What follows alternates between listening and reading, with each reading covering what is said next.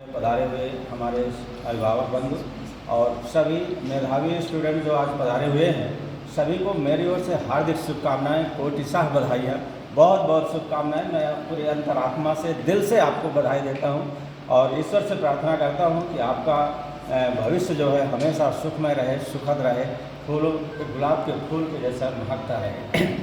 आज जैसे सम्मानित श्री डायरेक्टर सर ने कहा, तो आप लोग तो बहुत ही मेधावी स्टूडेंट हैं, आज पधारे हुए हैं।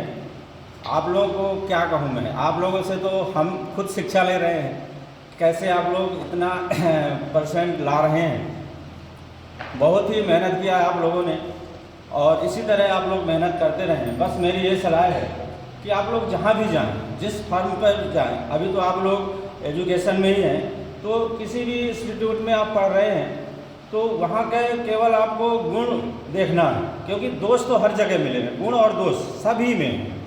मतलब कितनों कोई भी वीआईपी होगा तो गुण और दोस्त सभी में है। तो आपको जहाँ भी, जिस इंस्टीट्यूट में भी जा रहे हैं, जिस स्कूल में भी जा रहे हैं, जो भी टीचर है, तो उनके गुण ले लेना है और हर चीज़ से कुछ ना कुछ सीखने को मिलता है। चाहे आपके नज़र में कोई कितना बुरा व्यक्ति हो, उसमें भी कुछ अच्छाइयाँ होंगी, तो सभी की अच्छाइयाँ ले लेके आपको अपना क्या करना है, संग्रह करना है।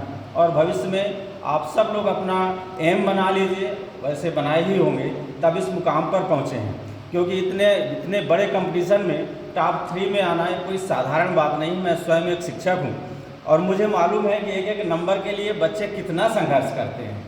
तो आप लोगों का निश्चित कोई ना कोई एम होगा, तो आप अपने एम के लिए बिल्कुल अर्जुन की तरह आपको लक्ष्य बना के रखना है। जैसे अर्जुन की कहानी सुने होंगे आप लोग, ना सुने हो तो थोड़ा सा मैं सुना देता हूँ कि आचार्य द्रोण के यहाँ कई शिष्य शिक्षा प्राप्त करते थे।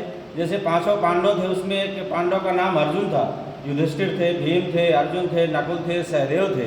और इसी तरह कौरवों के भी लगभग 100 पुत्र वहाँ शिक्षा अध्ययन करते थे। तो सभी की आचार्य ने क्या किया कि जब धनुर्विद्या सिखाया, इसके बाद उनकी परीक्षा लिया।